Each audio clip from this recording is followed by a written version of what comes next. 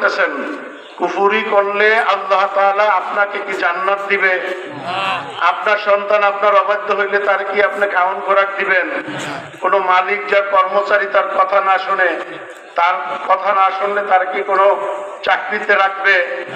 তাহলে এই গুনাহ থেকে হেফাজতের জন্যই আমি যে কোরআনে কারীম থেকে তেলাওয়াত করছি, ইয়া আইয়ুহাল্লাযীনা আমানু যকুরুল্লাহা যিকরান কাসীরা।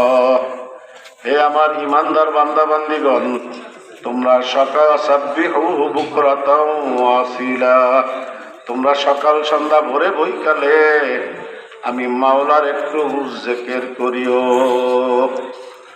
হাদিসের মধ্যে আছে লিকুল্লি শাইইন সাকালাতুন ওয়া সাকালাতুল কুলুবি যিকরুল্লাহ।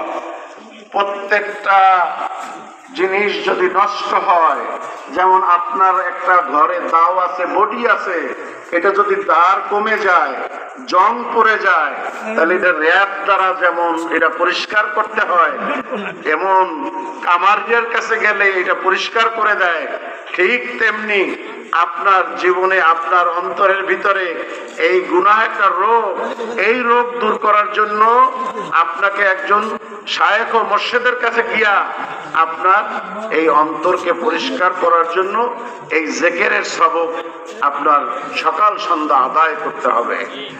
নবী বলতেছেন, একবার যদি কেউ সুবহানাল্লাহ পড়ে, আল্লাহ তাআলা গুরিজাত লাকুম ফিল জান্নাহ, তার জন্য একবার সুবহানাল্লাহ পড়ার সাথে সাথে মুসলিম শরীফের মধ্যে আছে, ওই আল্লাহর বান্দা বান্দির জন্য জান্নাতের ভিতরে আল্লাহ তাআলা একটা গাছ লাগিয়ে দেন।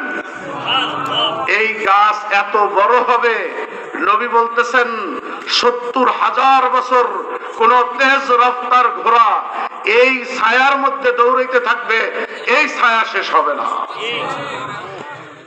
হযরত ইউসুফ নবী আলাইহিস সালাতু ওয়াস সালাম মিশরের বাদশা ছিল। কি ছিল?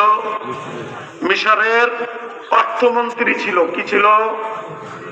মিশরের কৃষি মন্ত্রী ছিল। কি ছিল? মিশরের খাদ্যমন্ত্রী ছিল।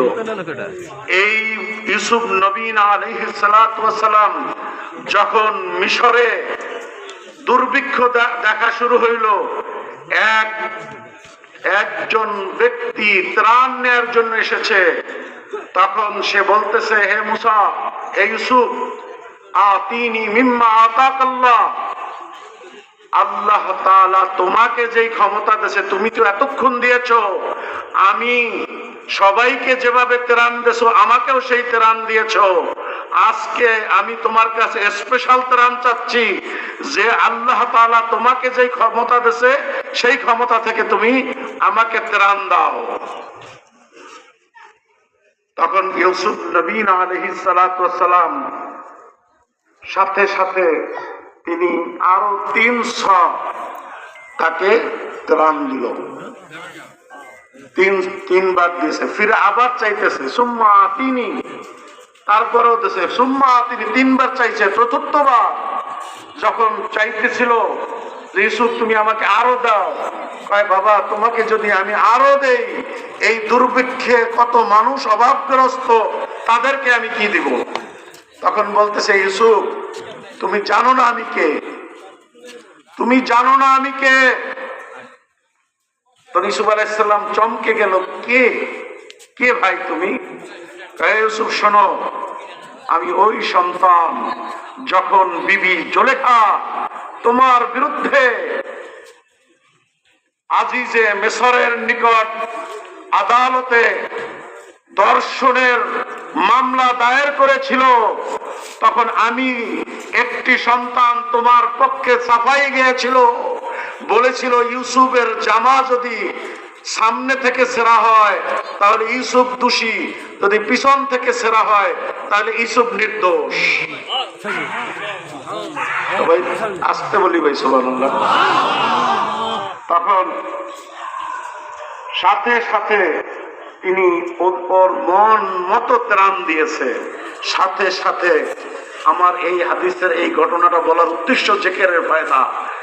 নবী আলাইহিস সালাতু ওয়াস সালাম ইরশাদ করেন, সাথে সাথে জিবরাইল আমিন আলাইহিস সালাতু ওয়াস সালাম হযরত ইউসুফ আলাইহিস সালামের কাছে আসছে, আয়েশা বলতেছেন, হে ইউসুফ তোমার তোমার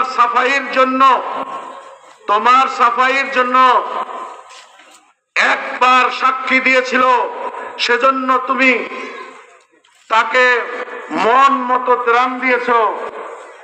আর এখন আমি আল্লাহ তাআলার যারা ফজরে সিজদা দেয়, সুবহান রাব্বিয়াল আযীম বলে, সুবহান রাব্বিয়াল আলা বলে, যোহরে সিজদা দেয়, আসরে সিজদা দেয়, মাগরিবে সিজদা দেয়, ইশারে সিজদা দেয়, আমার জান্নাত দেখলো না, জাহান্নাম দেখলো না, আমি কি পরিমাণ তাকে জান্নাতে নিয়ামত দান করব তুমি চিন্তাই করতে পারবে না। আল্লাহ তাআলা আমাদেরকে জিকির করার বেশি বেশি তৌফিক দান করুন। এখন সবাই একটু মনোযোগ সহকারে মনটা ভেঙে অন্তর থেকে আল্লাহর মহব্বত অর্জন করার জন্য আমরা একটু জিকির করি, লা ইলাহা